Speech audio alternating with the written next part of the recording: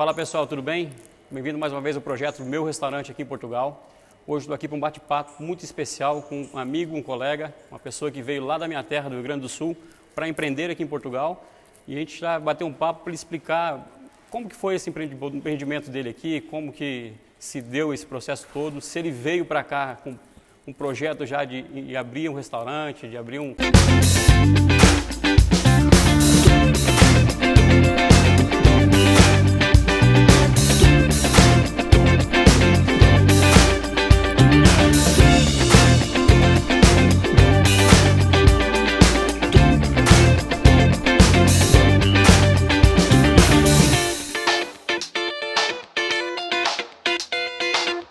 Esse é um quadro novo do canal que chama-se Papo de Empreendedor. A gente está aqui para mostrar para vocês no Brasil as pessoas que tiveram sucesso, que estão tendo sucesso aqui em Portugal, com um planejamento ou mesmo sem planejamento, e para mostrar para vocês como que foi essa forma, como que eles tiveram esse processo todo, como que eles passaram por esse processo de investir aqui em Portugal e estar tendo sucesso. Hoje eu estou aqui com o Clayton, que é lá da minha terra, do Rio Grande do Sul, é um gaúcho conterrâneo que está aqui investindo.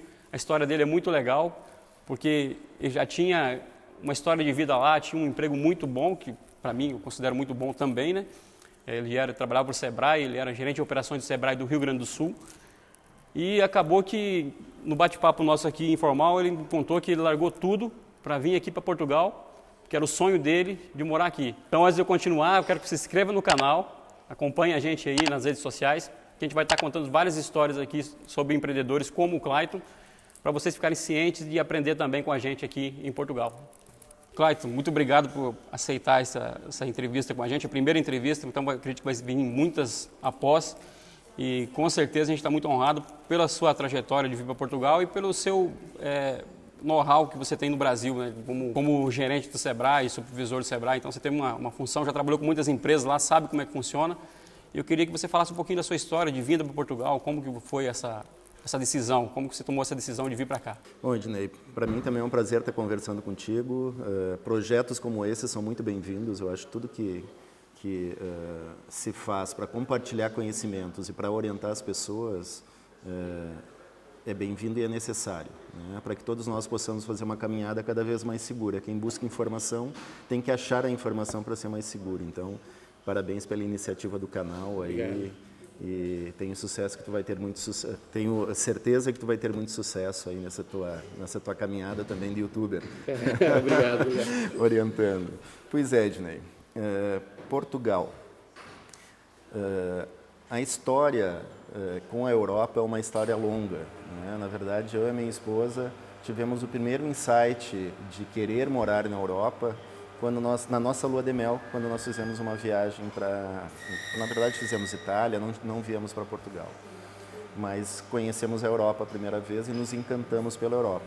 E isso passou a ser um sonho muito distante. Você chegou a me falar em bastidores que você trocou a festa de casamento por conhecer a Europa, né? Na verdade. Isso é uma história legal. Na verdade, o que a gente fez foi isso. Não tínhamos dinheiro para fazer uma viagem para a Europa naquele momento, nós tivemos que fazer uma escolha. Ou a gente faz uma festa de casamentos ou a gente viaja. Tomamos a decisão, acho que assertiva, no nosso entendimento assertiva.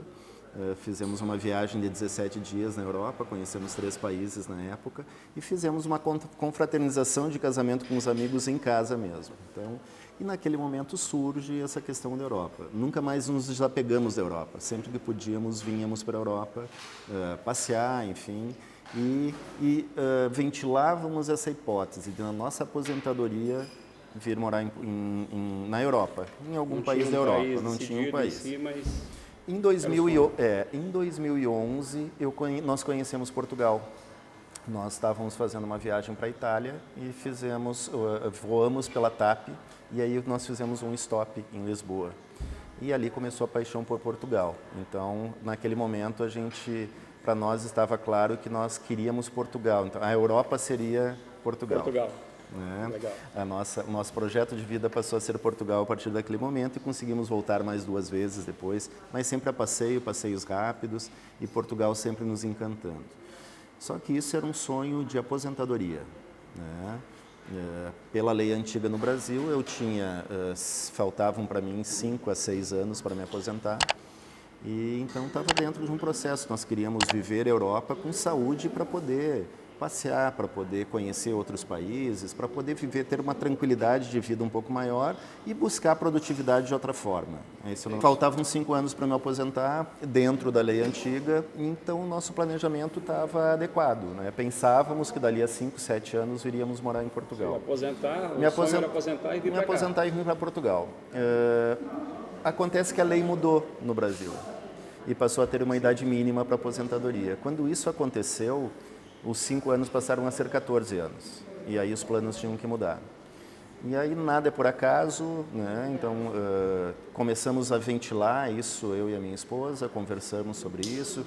Conversamos também sobre a nossa rotina no Brasil, que era uma rotina extremamente pesada, né? Eu estava trabalhando como executivo no Sebrae já há 11 anos. Os últimos 4 anos em Porto Alegre como gerente de operações, então uma responsabilidade enorme, cuidando do estado inteiro, da operação de atendimento do Sebrae no estado inteiro. E isso tinha uma carga de trabalho extremamente grande, uma responsabilidade muito grande. E eu tinha vontade de ter uma vida mais tranquila, né? A gente tem o sonho de que vai conseguir baixar o ritmo da nossa atividade, né? Isso às vezes é um sonho. É o sonho. Né? E aí começamos a planejar isso um pouco mais. Quando tivemos a oportunidade em final de 2018, 2019, eu tive a oportunidade de poder colocar esse plano em prática. E aí fizemos isso de uma forma planejada, que mais para frente eu posso falar um pouco disso para vocês. E viemos em Portugal, chegamos em Portugal em setembro de 2019, final de setembro de 2019. É uma história que traz um pouco assim do sonho e de nós conseguirmos concretizar um sonho e hoje estamos aqui. Como você falou para mim, você trabalhou como gerente de operações no Brasil do Sebrae, que é um órgão hoje espetacular, já sempre foi, né, no Brasil, que auxilia muitas empresas.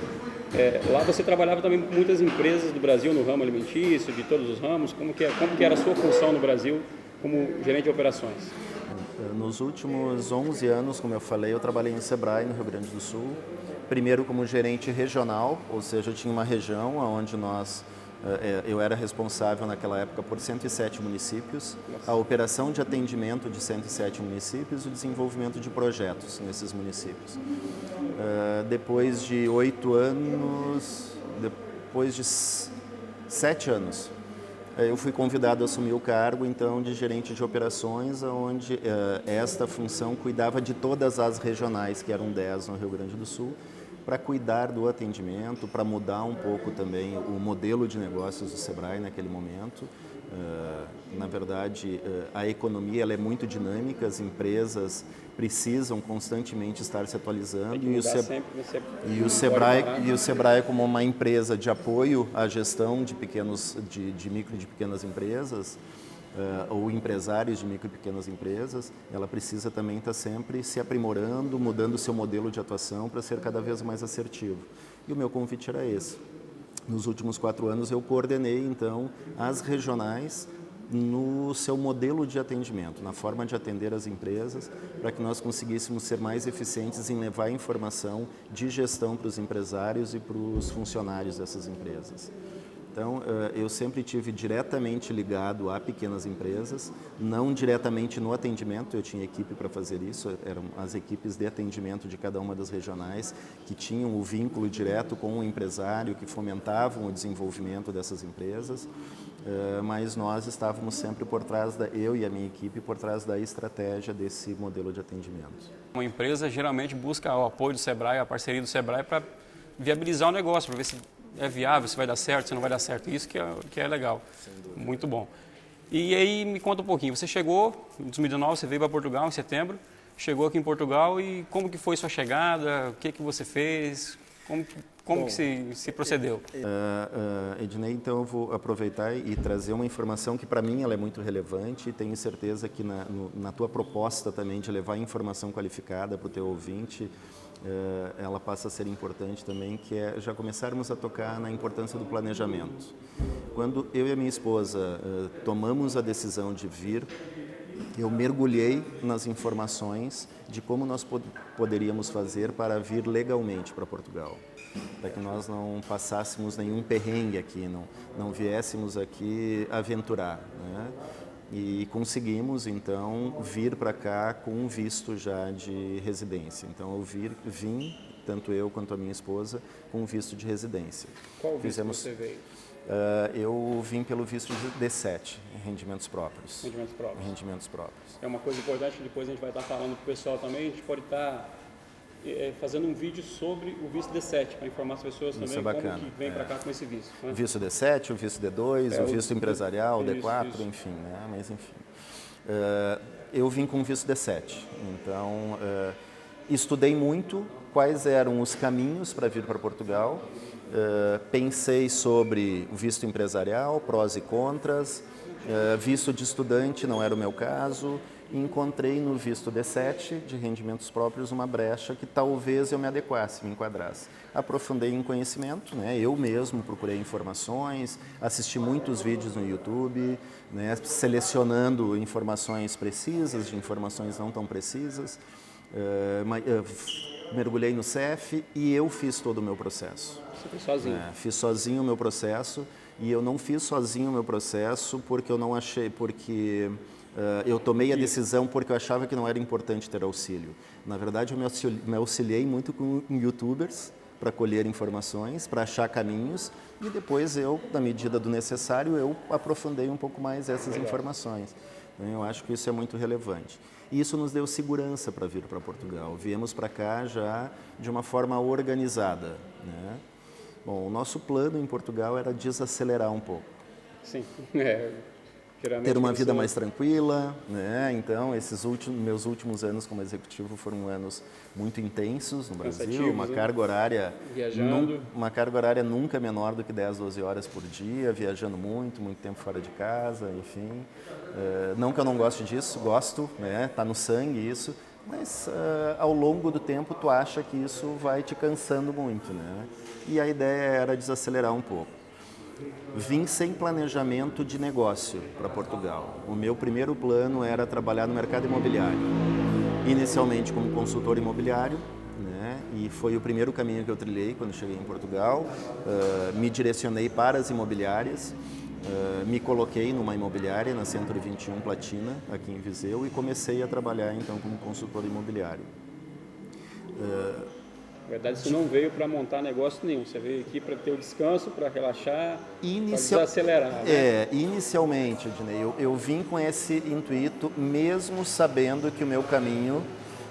Quando eu estava no Brasil, quando eu fiz essa mudança, eu tinha um plano de negócios para montar um restaurante, uma franquia de um restaurante no Brasil. E quando o meu plano de negócios, apesar de se mostrar muito viável, ele mostrou que o investimento era muito elevado. A parte mais pesada do investimento eram máquinas e equipamentos que vinham da Europa. E quando eu comecei a analisar isso, me deu estalo. Vou montar no Brasil, fazer esse investimento no Brasil, que nós estamos passando por um momento de muita oscilação, por que então não aliar isso ao meu projeto de futuro também, que é morar na Europa? E aí essas coisas começaram a se unir. Né? As coisas começaram a se costurar, tinha o sonho, tinha um plano de negócios que era viável, tinha um caminho apontando para a Europa, dos equipamentos que eu precisava, e aí isso me despertou. E aí que eu comecei a procurar, então, brechas para vir legalmente para Portugal. Legal. E aí acabou coincidindo de que conseguimos esse espaço, essa janela no visto D7, deu certo, conseguimos o visto e aí viemos. Né? Então, tem um plano de negócios por trás. Sim.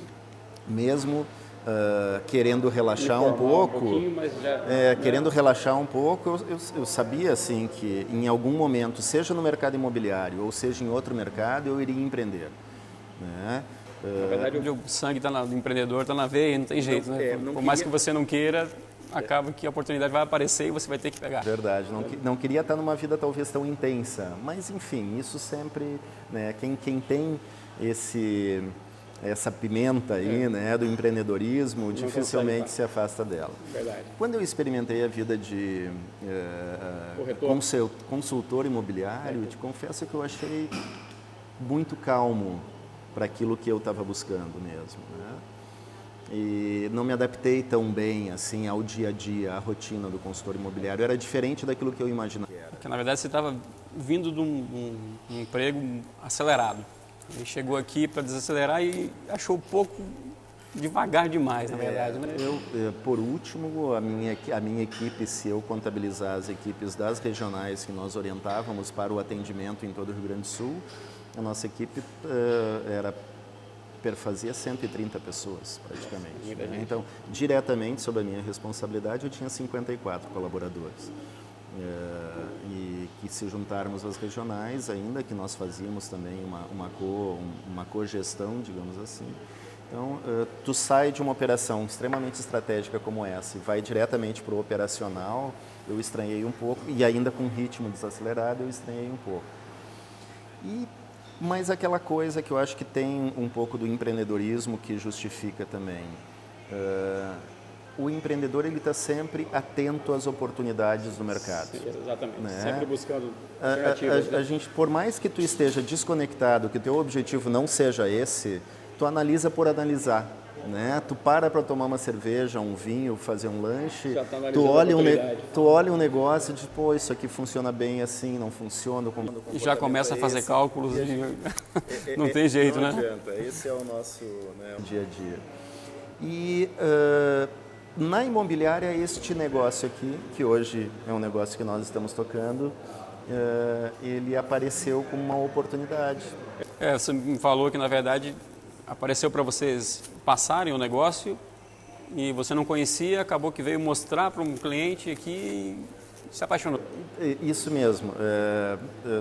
Aquela coisa que bate, assim, né? Entrou, ficou... A nossa gestora na imobiliária nos apresentou esse negócio, só com fotos, sem muitos dados, e isso ficou encaixotado. Talvez tenha sido novembro e isso ficou lá encaixotado, ninguém deu muita bola. Quando surgiu uma cliente minha que queria um café na imobiliária, eu comecei a prospectar cafés e lembrei que nós tínhamos esse restaurante aqui na carteira de negócios da imobiliária. Vim um dia antes aqui de mostrar para ela para conhecer o ambiente, para conhecer o negócio, para poder detalhar, dar mais informações para ela como cliente sobre viabilidade ou não do negócio, que eu acho que esse era o nosso papel como consultor, né? E eu sempre levei muito a sério esse sentido de ser um consultor mesmo, de poder passar informações fidedignas para o cliente. Então eu vim aqui fazer o meu dever de casa. Conhecer, entender o que tem, o que não tem, qual é o preço adequado, né? Enfim, se está funcionando, se não está, que equipamentos tem, para poder fazer um briefing para o cliente. Quando eu entrei aqui para conhecer, aquela energia bateu, assim, eu tinha uma expectativa completamente diferente do negócio. Olhei, achei interessante, aquilo começou a ficar na minha cabeça o dia inteiro. Começou a fazer planos, cálculos. O dia inteiro. Cheguei em casa à noite e disse para minha esposa assim, amor, acho que vamos mudar novamente a nossa rotina de vida. Conversamos em casa, minha esposa é super parceira, né? Parceira, seja para relaxar, seja para trabalhar, não tem ruim. Tá sempre junto. Ela topou, ela disse, tu entende que isso é para nós, que é um negócio que tu acha que a gente pode ser feliz, se desenvolver e construir uma nova rotina aqui em Portugal, por que não? E aí começamos a estudar, mas aí vem a outra parte importante, né, Ednei? Entre este momento e a finalização do negócio, daí eu fui para o papel, para entender a viabilidade. Fui para o contabilista, me assessorei de um contabilista para entender algo que eu não conhecia e não tinha buscado informação ainda, como formar uma empresa em Portugal. Isso é uma coisa importante, porque eu falei no meu primeiro vídeo que eu fiz muito sobre contabilista, que é o passo principal para quem quer empreender aqui. Ele tem que ter um contabilista e o cara tem que ser, vamos dizer assim, o cara tem que ser bom para poder ajudar a gente, porque a gente que vem de fora, a gente tem muita dificuldade com isso. São projetos diferentes. O Brasil, por mais que seja a língua portuguesa igual, mas aqui tem muitas coisas que são diferentes. Então, o contabilista é que ele vai te auxiliar. E aí o que você fez foi o mesmo passo. Nós temos que ter segurança sobre a legislação, para não dar nenhum passo errado. E esse é o cara que tem a informação para nos dar. Né? Então, não faria sem isso. Eu acho que essa orientação que tu deu para os seus ouvintes, para mim, ela é fundamental. Foi o primeiro passo que eu dei. O segundo passo foi buscar informações com o proprietário antigo. Na verdade, era o atual proprietário que estava repassando o negócio, ele ainda estava mantendo o negócio em atividade. Foi uma pessoa muito bacana, abriu todas as informações que eu precisava, avaliei o negócio entendi que nós poderíamos, a partir daquele ponto zero, que era aonde ele estava, evoluir e resolvemos investir. Estamos aqui hoje. Legal, legal. Iniciamos dia 1º de março, somos filhos da pandemia, né? Que tu tens uma história muito semelhante. Parecida, né? Estamos navegando nesse mar aí, que ele é um mar revolto, a gente às vezes acha que está indo para um lado e retrocedemos, enfim, mas estamos conseguindo evoluir e tenho muita expectativa positiva para o próximo ano. Isso que importa, a gente não pode desistir, tem que estar sempre querendo prosperar. Agora me fala um pouquinho sobre as dificuldades que você teve para começar o negócio aqui, que você na verdade pegou um negócio que estava montado, mas começou do zero, você que começou a fazer o ponto. Como que procedeu esse negócio? Como que você começou a trabalhar? Na verdade, eu acho que é uma dificuldade que todo empreendedor que está acostumado com o mercado brasileiro em algum momento vai ter, né? A principal dificuldade que eu tive aqui foi conhecer o meu público, meu cliente e o comportamento desse cliente. Nós estamos acostumados no Brasil com um comportamento de consumo, um padrão de consumo que ele é completamente diferente do padrão de Portugal. Então, quando tu pega um negócio como esse, tu tem 1001 planos, né? Porque 10 gosta de idealizar coisas novas e planos novos. Então, eu já tinha um planejamento de passo a passo da evolução que nós queríamos fazer do negócio, mas sem conhecer profundamente o meu consumidor. E a gente começa a ver que o padrão de consumo do português ele é um padrão muito diferente do padrão do consumo do brasileiro. Totalmente diferente. Né? Então, tu se depara com algumas coisas onde tu estava iludido com o resultado que tu tinha como expectativa dessa mudança. E aí entra, eu acho que cabe a todos nós ter a humildade de dar um passo atrás e começar a analisar com maior critério efetivamente o mercado que tu assumiu, está estabelecido.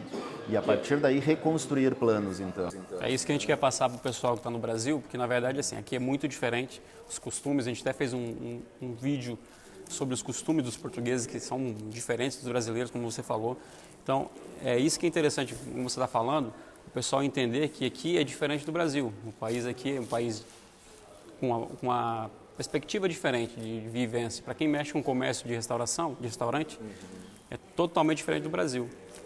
Isso que é interessante você está falando. Então, a gente já está falando para o pessoal do canal, você falando isso fica bem legal. Legal, e eu acho que isso tem que marcar muito e todo empreendedor, quem quer empreender em Portugal, tem que fazer uma análise muito clara. Aprender sobre os costumes.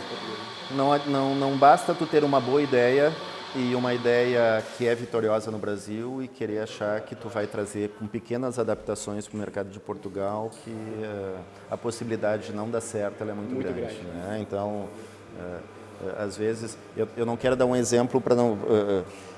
eu vou dar um exemplo, mas eu não quero que esse exemplo seja marcado como algo que não pode dar certo. Né? Pode, mas é um exemplo que esperar que o consumo de açaí, por exemplo, que nós temos no Brasil, que é um mercado que cresce muito, vai ter o mesmo padrão aqui em Portugal. Não tem como. Né? Pode ser que tenha, mas são costumes diferentes, são culturas diferentes, são hábitos diferentes. Então, pode dar certo, bem trabalhado, direcionado para um público específico? Claro que pode. Né? Mas é importante ter em mente isso, não é tu imaginar que o teu negócio do Brasil ou a tua ideia do Brasil pode ser transportada para cá e isso é um sucesso claro e absoluto, porque aqui ainda não está explorado. Não tem como você ter essa certeza. Mas uma coisa muito legal que eu percebi, que como eu vim a primeira vez para cá nos anos 2000 e agora eu voltei novamente, naquela época o povo tinha muito mais restrições de coisas diferentes. Hoje está muito mais fácil, não sei se é porque a população está rejuvenescendo, está mudando, então o pessoal está experimentando coisas novas. Um exemplo é que eu mexo com comida brasileira, então eu tenho muito público de comida brasileira. Você aqui, você trabalha com comida brasileira e portuguesa. Também. Então, como que você está vendo esse negócio de aceitação da comida brasileira, comida diferente? Vamos supor assim. Eu acho que Portugal, na verdade, ele tem uma realidade geográfica muito diferente da nossa no Brasil. E os nossos dois negócios, apesar de termos similaridades, eles estão em lugares diferentes. Né? Então, o meu negócio está situado numa aldeia.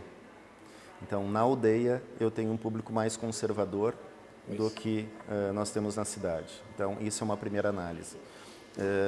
Para eu trazer inovações para cá, talvez a aceitação ela seja um pouco mais lenta do que a tua aceitação, aonde tu está localizado hoje, porque tu lá pega, então, uma população mais jovem, portanto, um pouco mais aberta, turistas, né? Tu pega muito turista, de pessoas que estão passando, e tu pega um público da cidade toda, que vão num grande supermercado. Né? Tu estás no centro comercial de talvez o maior supermercado de Viseu. Eu acho que é o maior de Viseu. Então, a maior rede de Portugal. E pessoas da região, enfim, então pessoas que estão passeando, que estão propícias a experimentar coisas diferentes. Essa divisão talvez seja importante de nós fazermos também quando a gente orienta alguém para vir para Portugal. Poder fazer uma análise do local e de quem frequenta aquele local, para que tu não cometa, para que tu não generalize, digamos assim. O que eu falei no primeiro vídeo que eu expliquei para o pessoal, assim, o primeiro passo é você ter uma ideia do que você quer fazer, para você depois procurar o local, para você saber o público que você vai atender, que é o que a gente está falando. Você vai abrir um comércio em uma aldeia, você tem que atender o público da aldeia, que é totalmente mais retraído, aquele pessoal mais... Você vai abrir no centro comercial, que é mais movimentado, passa mais tipo de gente, mas então tem que saber esse tipo de comércio que você quer abrir para investir. Perfeito, perfeito. Eu acho que isso é fundamental. E isso faz parte do planejamento. Quem monta um plano de negócios vai analisar o seu público-alvo. E vai analisar, então, tu analisa o local, tu vai estudar o teu público-alvo ou o público que tu quer direcionar, o público-alvo, o público que tu vai direcionar o teu negócio. E aí tu vai ter que separar isso. Saber se o local onde tu está estabelecendo o teu negócio atinge ou não esse público que o teu negócio se propõe a atingir. E aí, então... planejamento no papel é muito mais barato do que fazer um investimento e se frustrar porque não planejou. Né? Então, aqui eu já queria deixar marcado também, Ednei, reforçando a importância do que tu está se propondo a fazer, mas deixar marcado o quanto eu acredito no planejamento. E não aconselho ninguém a abrir um negócio na emoção. Fazer um plano de negócios nos ajuda a controlar um pouco essa emoção do empreendedor, porque o empreendedor tem desejos, tem vontades e tem sonhos, e muitas vezes os sonhos nos levam mais rápido do que a razão. Na verdade, você acha que vai dar certo, só que se não tiver o planejamento... E sonhar faz bem para nós, é importante, mundo. E o empreendedor, ele deve arriscar, né? Então, isso é uma característica empreendedora, correr riscos é uma característica empreendedora, mas arriscar no papel antes é muito mais fácil do que tu arriscar diretamente fazendo investimento e tendo um alto risco de se frustrar. Então, planejamento. Planejamento, na verdade, você vai ver a viabilidade do negócio da forma correta, né? Perfeito. Você não vai dar tiro no escuro. Então, é isso que a gente quer passar para o pessoal que está no Brasil. A viabilidade do negócio. Eu quero montar um sushi. Onde que eu posso montar? Quais que são os locais? Aí entra o público, entra tudo, no caso do planejamento, para a pessoa chegar aqui com o negócio definido. E muito importante, Ednei, ainda nós trazemos o plano de negócios, eles têm que buscar fontes confiáveis de informação. Porque também, e aí eu trabalhei com muitos empreendedores, com muitos empreendedores, conversei com muitos empreendedores e a gente entende a emoção que tem por trás de todo e qualquer negócio. Seja aquele empreendedor que empreende por necessidade, né, que muitos empreendem por necessidade, perdem o seu emprego ou estão frustrados e daí precisam de uma fonte de renda e surge a necessidade de empreender. Seja aquele empreendedor que o faz por desejo, por vontade e pelo sonho. Né? Então, para ambos os casos, é comum alguns fazerem um planejamento emocional no papel, transcreverem um pouco do teu sonho no papel, não aprofundar a busca de fontes adequadas, os dados adequados, os dados corretos. Quando tu for fazer, então, o plano financeiro, e tu for fazer extrapolações do teu faturamento, fazer de forma realista, não fazer de forma sonhadora, porque isso pode manipular todo o teu plano de negócios, né? Então, é o sonho sobrepujando a razão, isso a gente tem que tomar muito cuidado. Então, buscar fontes confiáveis e profissionais, talvez, que possam te ajudar. Se tu não tem capacidade se tu não tem a prática de fazer um plano de negócios ou um planejamento adequado, às vezes buscar um profissional que possa te ajudar nesse passo a passo é um caminho, é um atalho para o teu sucesso. Verdade, né? É um atalho para o teu sucesso. Né? Isso é a ideia, você tendo a ideia do que você quer fazer e depois é o planejamento. É a forma mais fácil do seu negócio, do seu sonho se realizar. Né? Perfeito. Isso aí. Então, continuando aqui, Clayton, o que você sentiu de diferente entre os processos entre Brasil e aqui em relação a contrato de trabalho, funcionário? O que você acha que é diferente de lá para cá? Bacana ter tocado nesse ponto, Ednei.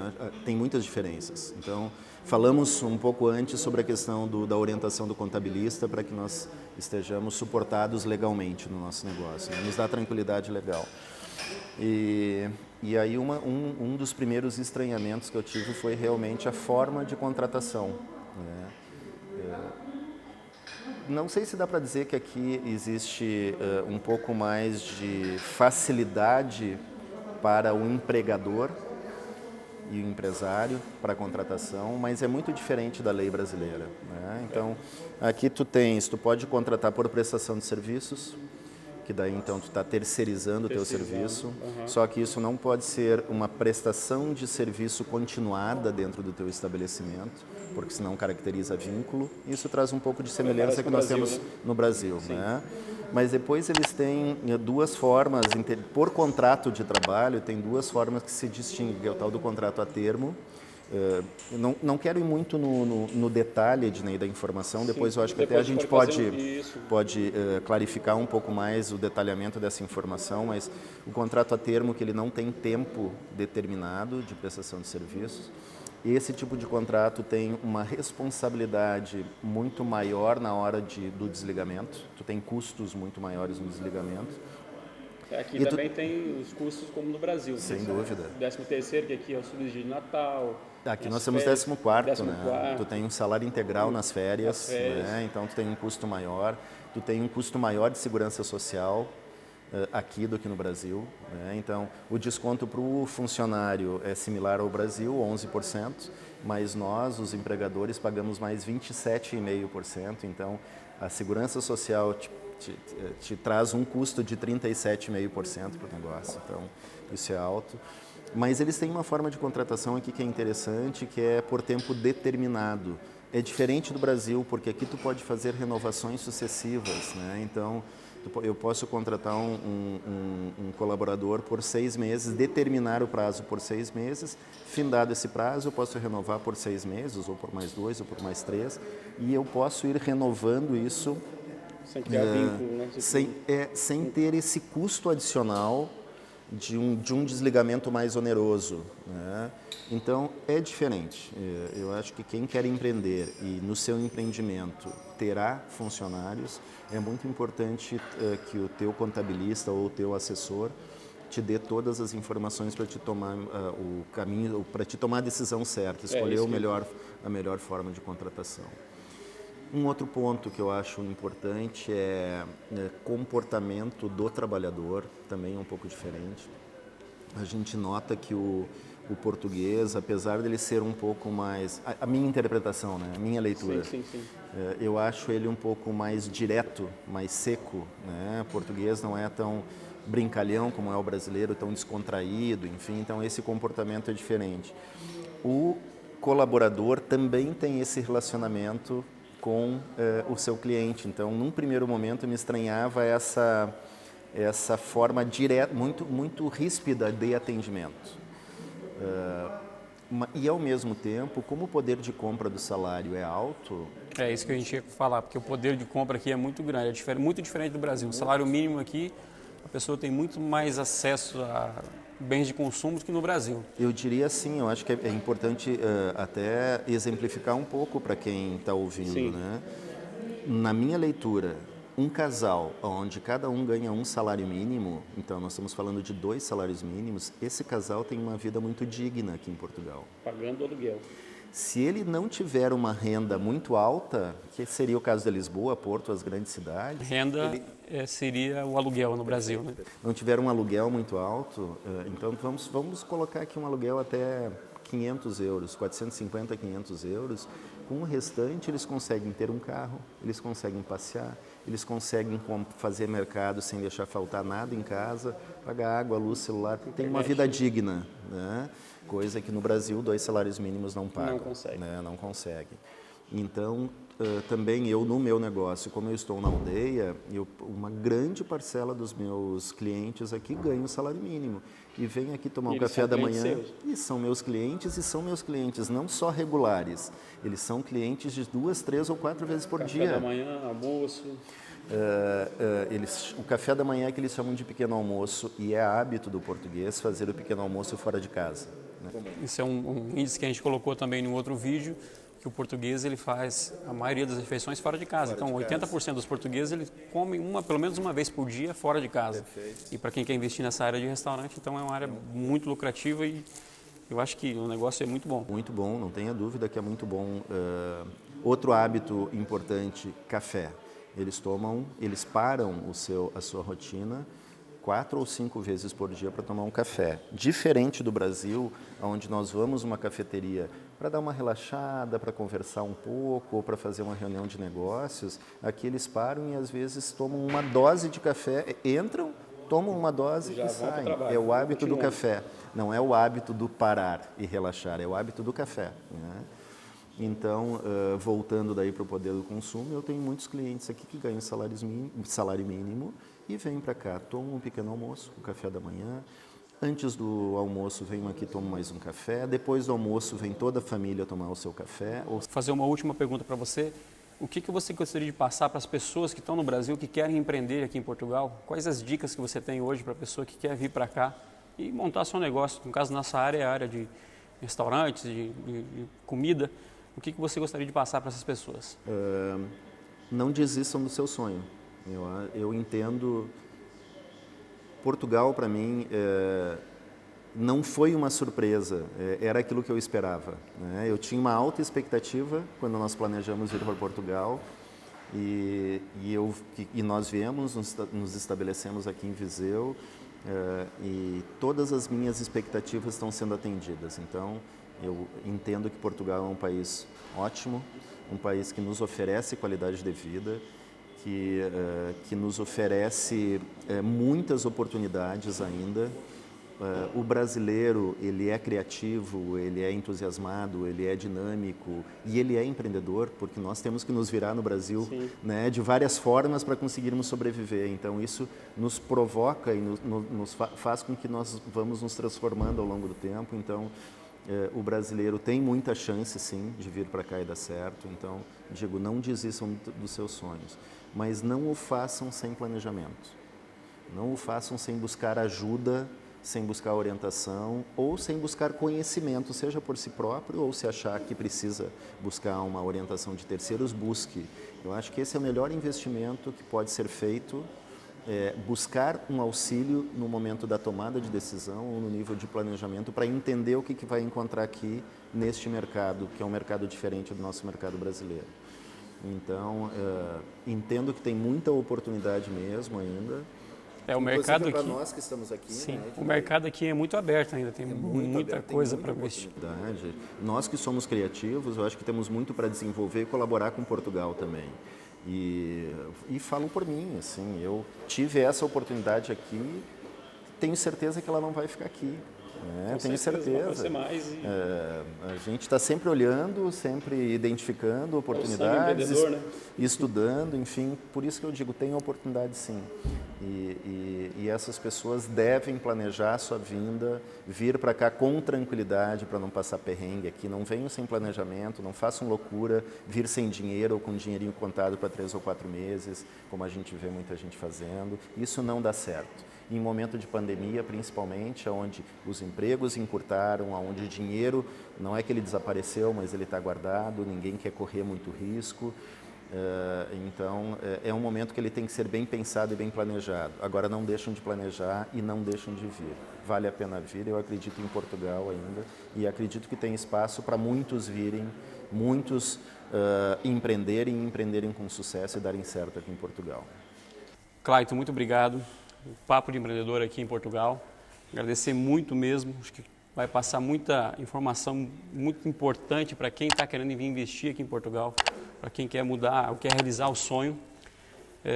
Eu quero ter outra oportunidade de bater mais um papo com você aqui. A gente está gravando um outro vídeo. E para você que está no Brasil, que está assistindo, para você que está no mundo todo assistindo o nosso canal, se inscreve e compartilha com as pessoas que querem ter sucesso, que querem empreender aqui em Portugal. Compartilhe nas nossas redes sociais, acompanhe a gente nas redes sociais, que a gente vai estar sempre divulgando novos vídeos e o nosso Papo de Empreendedor vai estar sempre sendo atualizado. Obrigado e acompanhe a gente.